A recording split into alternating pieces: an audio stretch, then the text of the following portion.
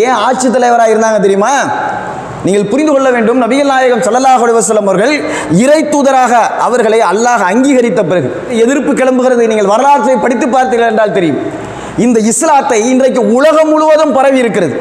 இஸ்லாம் செல்லாத இடமே இல்லை என்கிற அளவுக்கு இஸ்லாம் பரவி இருக்கிறது.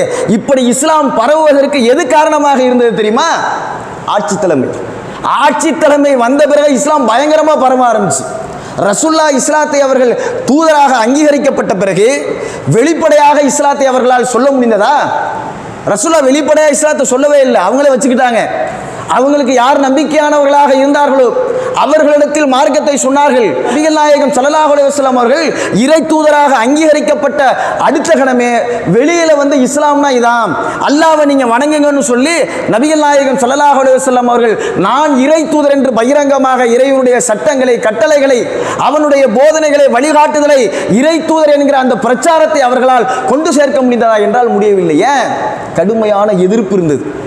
நபிகள் நாயகம் ஸல்லல்லாஹு அலைஹி வஸல்லம் அவர்கள் இறை தூதராக அவர்கள் அங்கீகரிக்கப்பட்ட பிறகு 3 ஆண்டு காலம் இந்த இறைப்பணியை அவர்கள் உள்ளுக்குள்ளே செஞ்சுக்கிட்டு இருந்தாங்க. தெரிஞ்சவங்கள்ட்ட மட்டும்தான், யாருக்கு சொல்ல வேண்டும் என்பதை கூட அவர்கள் நம்பிக்கையானவர்களிடத்தில் தான் கடத்தினார்கள். வெளிப்படையாக செய்தால் எதிர்ப்புகள் கிளம்பியது.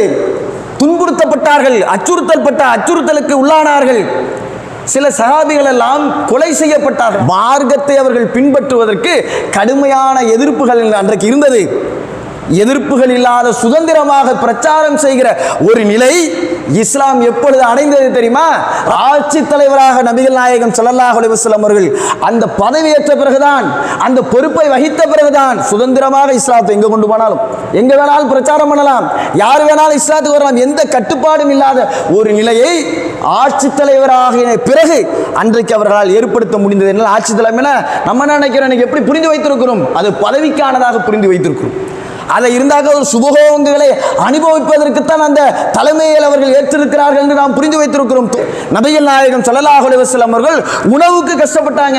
3 நாளைக்கு முறையாக ஒவ்வொரு நாளும் 3 வேளை உணவை ரசூல் ஸல்லல்லாஹு அலைஹி வஸல்லம் அவர்கள் சாப்பிடாத நிலையில் அவர்களுக்கு வருகிற உணவை மற்றவர்களுக்கு கொடுத்தார்கள். யாரும் சபையில் இருந்தால் எல்லாருக்கும் கொடுத்து சாப்பிட்டாங்க. ரசூலுல்லாஹ் எதுக்குமே ஆசைப்படல. நபிகள் நாயகம் ஸல்லல்லாஹு அலைஹி வஸல்லம் அவர்கள் ஆட்சி தலைமையை எதற்காக அவர்கள் தேடினார்கள், தேர்ந்தெடுத்தார்கள்? சமுதாய பாதுகாப்பை உறுதி செய்வதற்காக ரசூல் ஸல்லல்லாஹு அலைஹி வஸல்லம் அவர்கள் ஆட்சி தலைமையை தேர்ந்தெடுத்தார்.